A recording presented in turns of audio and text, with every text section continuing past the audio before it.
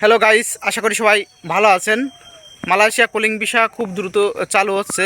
বাংলাদেশ থেকে শ্রমিক যাবে খুব দ্রুত, এমনটাই জানিয়েছে মালয়েশিয়া সরকার। তবে সেক্টর ভিত্তিক যেহেতু মালয়েশিয়া কর্মী নাই 14টি দেশ থেকে, কিছু কিছু দেশ থেকে কর্মী কিন্তু অধিকার আছে সেক্টর ভিত্তিক, যেমন কাজ করে পাম বাগানে, কনস্ট্রাকশনে, শপিং মলে, এরকম কিছু কিছু দেশ থেকে কিন্তু অগ্রাধিকারে কর্মী যাবে।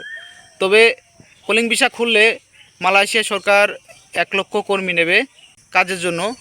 তো বাংলাদেশ থেকে কর্মী যাবে 40 থেকে 50 হাজার কর্মী। কয়েকদিন আগে ভিডিও দেখেছেন যে বাংলাদেশ থেকে 12 লক্ষ কর্মী যাবে, বা মালয়েশিয়াও কিন্তু প্রচার হয়ে গেছে 12 লক্ষ কর্মী যাবে বাংলাদেশ থেকে।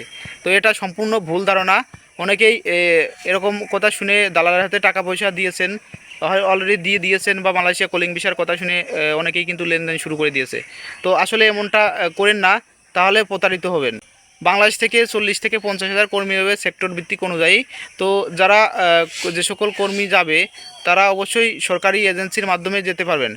এমইউতে স্বাক্ষর রয়েছে, বাংলাদেশের যত এজেন্সি আছে সকল এজেন্সির নাম দিয়েছে মালয়েশিয়া সরকারের কাছে।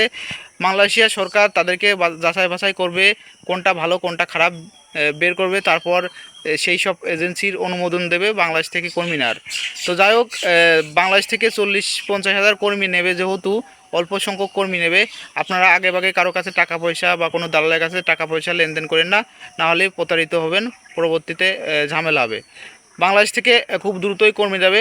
সেক্টর ভিত্তিক অনুযায়ী যেহেতু কর্মী নেবে, সেহেতু হয়তো পাম বাগানে নিতে পারে, বা কনস্ট্রাকশন সাইডে নিতে পারে, বা অন্যান্য সেক্টরে নিতে খুব দ্রুত কলিং ভিসা খুলবে। অনেকেই কিন্তু এই কলিং ভিসার জন্য ওয়েট করেছিলেন।